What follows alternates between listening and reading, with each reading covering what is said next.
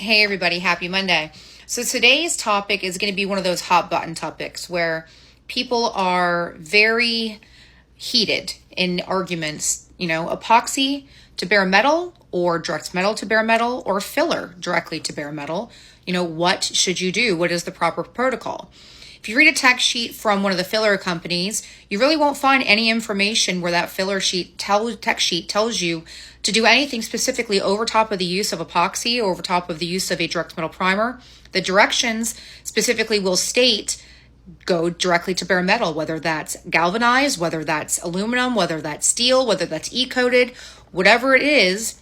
It lists all the substrates that you should be going over, but it does not talk about going over top of another company's primer or epoxy or anything. Now, why is that? Granted, I only have a couple minutes to discuss this, so we're not going to be able to get into it too deeply here, but this is my personal take on what you should do, why you should do it, and really why those tech sheets avoid that.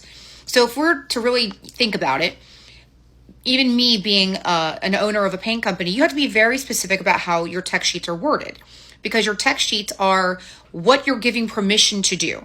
You're saying this tech sheet says you have permission to do this with this product. And if you follow this product properly, if you follow the tech sheet properly, you should be able to expect that these will be your results, that you will be able to have this happen. And we know that these are the way that this is going to, unfold down the road, that this is what the proper protocol would be to do. The problem is it's very hard for me to say what you should do with another company's product. It's hard for a tech sheet to dictate what you should do with another company's product. So if you're to think about it, how would 3M, when they're writing their Platinum Plus tech sheet, or Rage when they're doing theirs, how are they going to account for what epoxy you're using or what DTM you're using? They really can't. So all they can do is tell you what their product can do and what its expected results are going to be over the things that they know they have control over.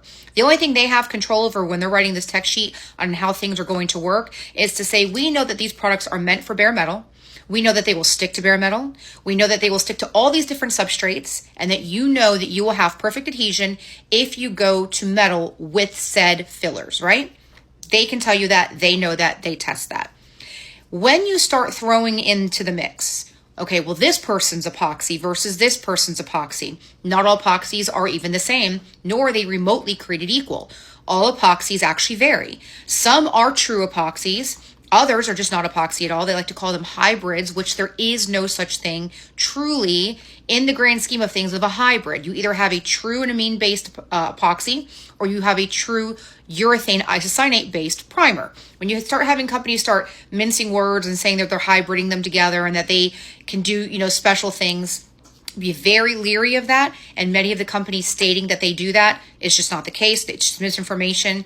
And they really and truly are just a true DTM primer. And maybe not even a true DTM primer, but just a 2K primer, more so than it ever has any epoxy benefits to it.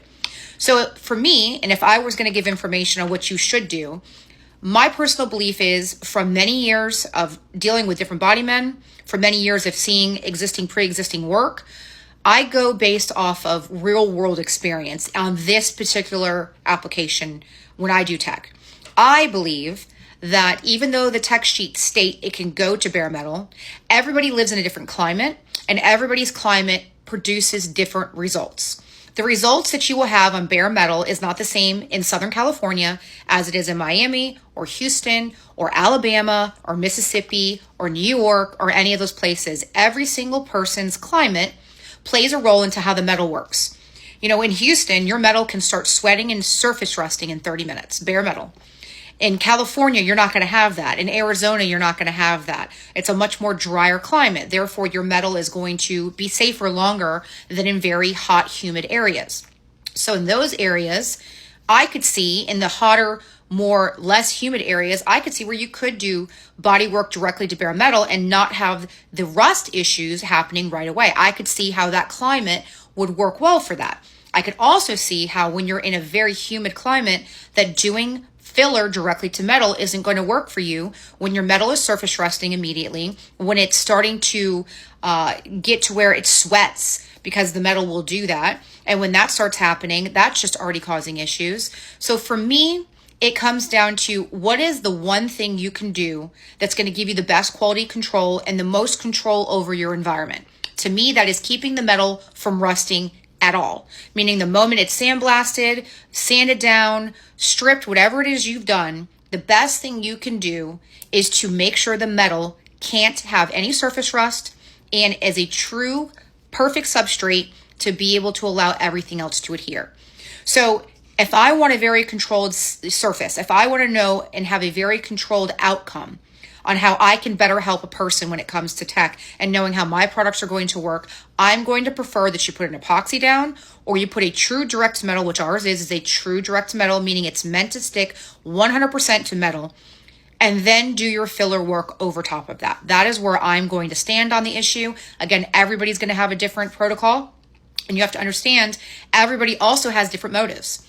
The filler company has a motive. The paint company has a motive. You as the customer have a motive. You have been taught a certain way. So you're never going to get every single person to agree on this topic.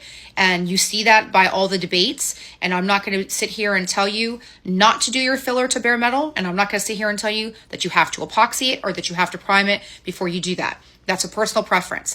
I'm here to say that I understand why the filler companies don't tell you to go over epoxy or primer. That is out of their control.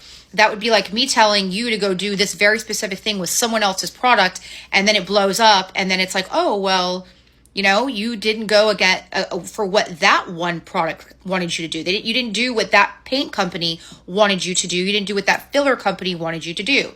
Guaranteed, if you don't follow protocol 100% and you have an issue, that filler company is not going to do much for you, and it's very hard to get those things warranted. One of the big issues that I do have is where filler actually fails on more occasions than people realize. So also realize if you're putting your filler direct metal, in my opinion, you are building a foundation on a weak product, in my opinion. Again, this is just all very much my opinion, but you are building your foundation off of something that's sitting on bare metal that could pose issues.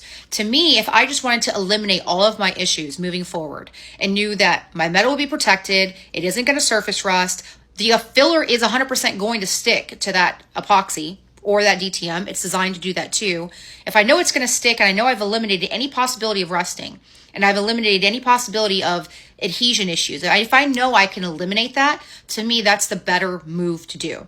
All of you guys are going to agree with something different. A lot of you guys are going to say that you don't agree with that. But from a standpoint of a paint company, I would prefer that our products go directly to bare metal. That's what they're designed to do. And that you do your filler work over top of that. And then you sandwich that back in and continue on your process that way. So what do you guys think? What is it that you guys like to do and why? But I hope that you understand that my point of view and where I'm coming from, whereas a paint company, I just want the most controlled surface. I want to know deep down that this is going to last 40 years from now. You're not going to see rust underneath it, that you're just going to have the most sound protected surface without any surface rust or any bubbling or anything like that happening. So again, we make epoxies and we have DTM true direct metal high build primers that you can use for all over metal purpose. But if you live in a super humid climate, you really can't put DTM primers down and not expect them to be porous and soak in all that moisture. So you're always going to find me stating that I do think an epoxy to bare metal is the best way to move forward, and then use your DTMs unless you're doing something that's going to be a very, very quick product. You live in a less humid area where you know that you can control that. There's different caveats to this in general, obviously, but for the most part, I would say an epoxy first, filler second, and then moving on would be the best way to go. Again, I'd love to hear what you guys have to say on the matter. We do have options for, either one of those things, but again, hope that that was helpful to you guys, and that's what we think that you should do at Revolt. Take care and have a good night, guys. Thanks.